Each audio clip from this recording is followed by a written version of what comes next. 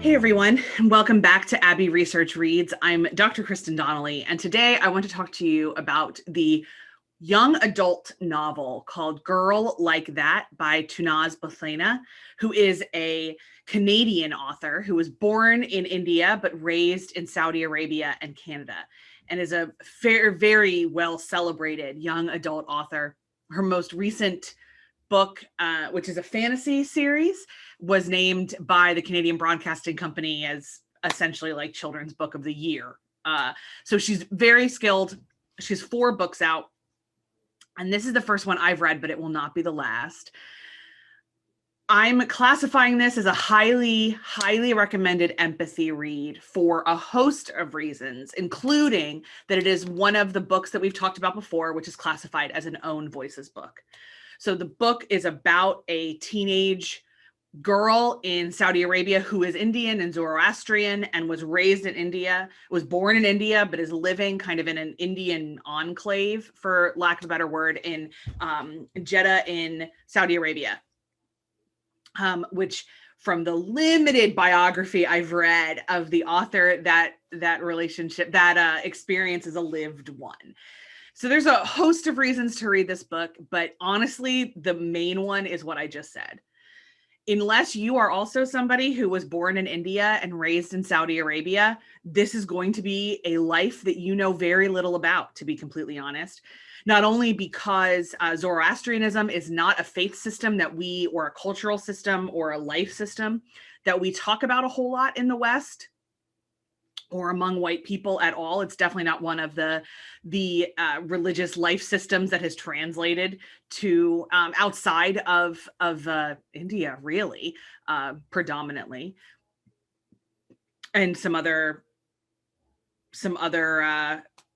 non-American spaces, in terms of cultural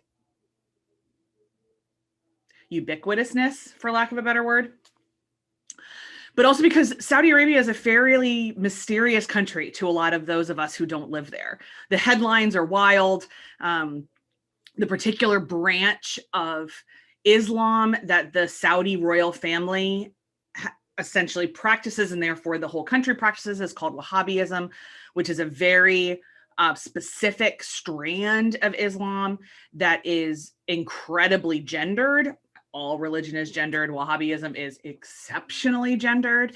As a religious scholar, I can tell you a whole lot of things about it. I can say that, it requires a very specific understanding of modesty. It requires, this is why women can't drive in Saudi Arabia in general. It's all Wahhabism. But in order to really understand the lived experience of someone's faith, understanding it from their mouth is the most important. So I pride myself on trying to understand and then help you guys understand as many religious systems as possible, because even if you just say I'm a Christian, there's at least, I don't know, somewhere around 14.3 billion interpretations of that phrase. So I try to bring as many shades of understanding to this channel as possible, especially in this particular series. But beyond that, Wahhabism is very specific and is not really anything like Sunni or Shiite, which is what you, if you are an American watching the news on the regular, those are the 2 words you've heard the most often. I don't want to unpack it a whole lot more because it's not my faith. And it's something that I've tried to spend some time understanding.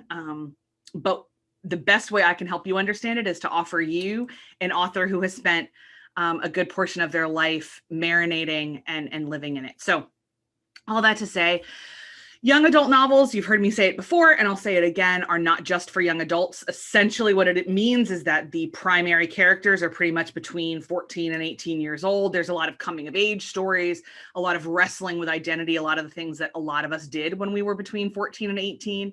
You'll see a lot of similar themes in a lot of books. They sometimes start to kind of blend together if you read a lot of them back to back.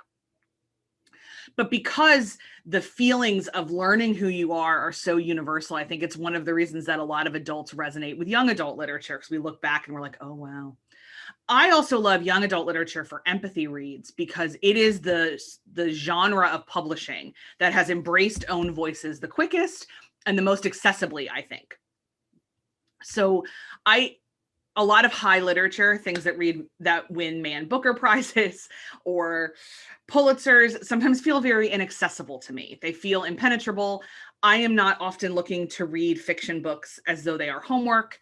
It's not my particular jam. I know a lot of book YouTube reads those kind of books, and amazing. Mazel tov, rock on. My goal on this channel, and our goal at Abbey Research in particular, is to find easily accessible empathy experiences. And for me, YA is one of those. All that to say, before I even get into the summary, I really hope you consider at least reading it, but here's the summary. So a teenage girl named Wadia is Indian Zoroastrian who's being raised in this kind of commune situation. And she has gotten a reputation of being a girl like that. We all know what that means, right? When we meet her, the very first chapter, it's actually her death.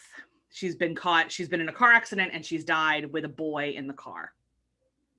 And what you hear is the religious police, and which is a concept that certainly a lot of Americans have no concept of. The religious police are either on their way or have arrived, and Wadia's perspective is telling us that she's incredibly afraid of what happens when her family finds out that she was in the car with a boy. Through various points of view, including that boy and another girl and another boy and a whole lot of their kind of connected web of friends, the story, the bulk of the book tells you how we got to the car accident, and the life that Wadia led up to the car accident, which was full of lots of things that feel super familiar, including reputation and cyberbullying and which, like, once again, let me just say, if I've never said it before, let me say it again. I am incredibly grateful I went to high school without the internet, and everyone that goes to high school with the internet has my hugs and sympathy, because whoo, buddy. A lot of feelings about one's body, figuring out what attraction is, figuring out how fun kissing is, all these kind of things, but against a backdrop that felt to me completely foreign, including religious police and the incredible weight of reputation. I certainly grew up with an idea of honor and shame because of how my family spoke about it, but nothing to the weight that it is given in this particular book. We learn about drugs and about the kind of, even though this incredibly restrictive society might present itself as incredibly holy, we still get boys date rape, drugging girls, and all the kind of stuff that kind of happens with humans everywhere. And to be completely frank, a lot of the stuff that happens with fundamentalist movements everywhere. Humans, if they don't choose and don't buy into the fundamentalism, are always going to revolt against it. So it's why we have incredibly high rates of teenage pregnancy in historical places where fundamentalism, religious fundamentalism is big, because we don't get sex ed, et cetera, and things kind of chase out from there. So there's lots of threads to pick at in this. I mean, sit with this girl's story, please, but also lots of threads to chase. My guess is that it's going to teach you, just like as it taught me, a whole lot of things that had never occurred to me, but it was also an incredible reminder that it's 2021 in Saudi Arabia too.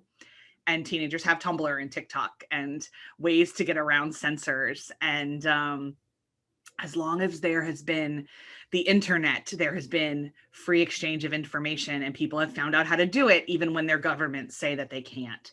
So yeah, I know this has been a little bit rambly, possibly a little bit longer than some of my other book reviews, but when I closed Girl Like That, the very first thing I thought about was getting on this channel and telling you guys all to read it. So it's a 2018 publication. It came to me from a list that I found of diverse YA reads, I believe on Book Riot, but I couldn't find that list again. I apologize. I put this thing on hold immediately and tore through it from my local library. So we'll put the links in the show notes to be able to purchase it yourself, but please also always support your local libraries when you can.